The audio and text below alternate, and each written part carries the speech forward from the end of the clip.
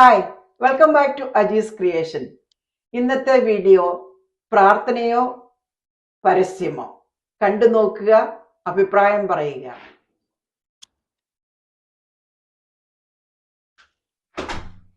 ഇതെവിടെ ആയിരുന്നു? കുറെ ആയല്ലോ പോയിട്ട്. പള്ളി പോകുന്നല്ലേ പറഞ്ഞത്?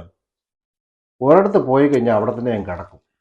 അതെ, ഞാൻ ആ പള്ളിയിലെ കുർബാന കഴിഞ്ഞിട്ട് സൂസിയോട് കുറെ നേരം സംസാരിച്ചിരുന്നു. പാവം. എന്നാ പറ്റി സൂസിക്ക്? അതൊക്കെ ഞാൻ പറയാം. ഞാൻ പോയി തുണി മാറി വെച്ചു വരട്ടെ.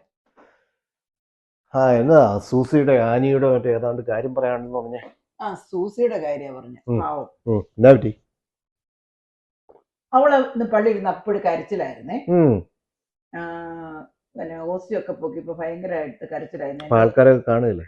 എന്റെ അടുത്തായിരുന്നേ. അവളിങ്ങനെ സാരി കൊണ്ട് ഇങ്ങനെ തല മറച്ചേക്കുമായിരുന്നു. എനിവേ ഞാൻ അവളോട് ചോദിച്ചു, സംസാരിക്കുന്നു എന്ന് ചോദിച്ചു. പള്ളിയിൽ കഴിഞ്ഞ അങ്ങനെ അവളോട് സംസാരിച്ച് സമയം കളഞ്ഞു. അതായത് അവളുടെ ഒരു മോളില്ലേ, നേഴ്സിംഗ് കഴിഞ്ഞിരിക്കുന്ന ഒരു കൊച്ച്, ജെന്നിഫർ അല്ലേ? കൊച്ചിന്റെ പേര് അങ്ങനെയാണോ? ആയിരിക്കും. ആ കൊച്ചിപ്പം 6 പ്രാവശ്യമായി 6 എഴുതിയിട്ട്. കഴിഞ്ഞ ആഴ്ചയിലുണ്ടായിരുന്നു, പാസ്സായില്ല. അതൊക്കെ ഒരു പുതിയ സംഭവമാണ്. 6 പ്രാവശ്യം. നേഴ്സിംഗിന്റെ പരീക്ഷ അവസാനം അത്ര ബുദ്ധിമുട്ടൊന്നുമില്ല. അതങ്ങനെയെന്ന്. പിന്നെ അവരുടെ ആ മോനില്ലേ, ലൂക്ക, തലതെറിച്ചിറക്കുന്ന ചെറുക്കൻ, അവന് ഒരു ലൈൻ ഉണ്ടായിരുന്നു. ഒരു സ്പാനിഷുകാരത്തി വന്നിട്ടായിരുന്നു. അവള് സൂപ്പറായിട്ട് അങ്ങ് തേച്ചു പോയി. അവന്റെ കയ്യിൽ നിന്ന് ഇഷ്ടം പോലെ ഫുഡും, അവരൊരുമിച്ച് പുറത്ത് പോയി ഫുഡും കഴിച്ച്, ട്രിപ്പിന് നയാഗ്രയ്ക്കും അതുപോലെ എല്ലാ ട്രിപ്പുകളും ഒക്കെ വെച്ച് അവസാനം അവൾ അവനെ തേച്ചു വെച്ചു പോയി. ഇപ്പം ആ ചെറുക്കന്റെ കാര്യവും ഈ മോളുടെ കാര്യവും എല്ലാം കൂടെ ഓർത്തിട്ട് സൂസിക്ക് ഇപ്പൊ ഡിപ്രഷൻ. അതിന്റെ കൂടെ കിട്ടിയാൻ പറയും, നിന്റെ വളർത്തു ദോഷം, നിന്റെ വളർത്തു ദോഷം, അമ്മയാണ് കൊച്ചുങ്ങളെ ഡിസിപ്ലിൻ ചെയ്യേണ്ടത്. അങ്ങനെ അവക്ക് ഒരു സമാധാനമില്ല. അതൊക്കെ എല്ലാ കുടുംബത്തിലും ഉള്ളതാണ്. എനിവേ ഇപ്പൊ എന്നാ ചെയ്യാൻ പറ്റും? പ്രാർത്ഥിക്കാം. ഈവനിങ്ങിൽ ഒരു പ്രാർത്ഥന ഉണ്ട്. അപ്പോഴും ആത്മാർത്ഥമായിട്ടിരുന്ന് പ്രാർത്ഥിക്കണം എന്ന് വിചാരിക്കുന്നു. അല്ലാതെ ഇപ്പൊ എന്നാ ചെയ്യുന്നേ? എന്നെങ്കിലും വിളിച്ചേക്കില്ല കേട്ടോ. ഇല്ല, നിങ്ങൾ പ്രാർത്ഥിക്കാതിരിക്കുക നല്ലത്.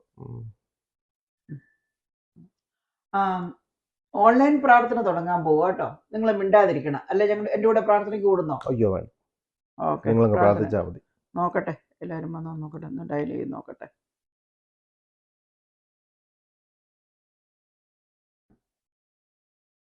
മേരി വന്നോ? എല്ലാരും എത്തിയല്ലോ അല്ലേ? എല്ലാരും എത്തിയോ? ആ സൂസിയുടെ നെയ്ബർ വന്നിട്ടുണ്ടോ? ആ സൂസിയുടെ ചേച്ചിയുടെ മോള് ചേടുത്തി എല്ലാരും ഉണ്ടല്ലോ അല്ലേ? ഇപ്പൊ പ്രാർത്ഥന തുടങ്ങാൻ സമയമായല്ലോ. ഓക്കെ, നമുക്ക് അങ്ങ് പ്രാർത്ഥന തുടങ്ങിയേക്കാം. ഇന്ന് പ്രാർത്ഥന തുടങ്ങുന്നതിന് മുമ്പേ എനിക്കൊരു റിക്വസ്റ്റ് ഉണ്ട്. നമ്മുടെ സൂസി ഇല്ലേ, ആ മേരിയുടെ ചേടുത്തി, മേരിയുടെ സൂസിക്ക് വേണ്ടിയാണ് ഇന്നത്തെ നമ്മുടെ പ്രാർത്ഥനയിലെ ഭയങ്കര ഒരു ഇന്റൻഷൻ. അവളുടെ മോളില്ലേ, മോള് പാവം, അത് 6 പ്രാവശ്യം പരീക്ഷ എഴുതിയിട്ട് 6 പരീക്ഷ പാസ്സായില്ല. പ്രാർത്ഥിക്കണ്ടേ? നമുക്ക് പ്രാർത്ഥിക്കാവേ. അതുപോലെ തന്നെ ആ ചെറുക്കനുണ്ടല്ലോ, ആ ചെറുക്കൻ ഒരു സ്പാനിഷ് പെണ്ണിനെ പ്രേമിച്ച് നടക്കുമായിരുന്നേ. അവൾ അവനെ തേച്ചിട്ട് പോയി. ഇപ്പൊ അവന് ഭയങ്കര ഡിപ്രഷനിലാണ്. അപ്പൊ നമുക്ക് പ്രാർത്ഥിച്ചേക്കാം. ദൈവമായ കർത്താവേ,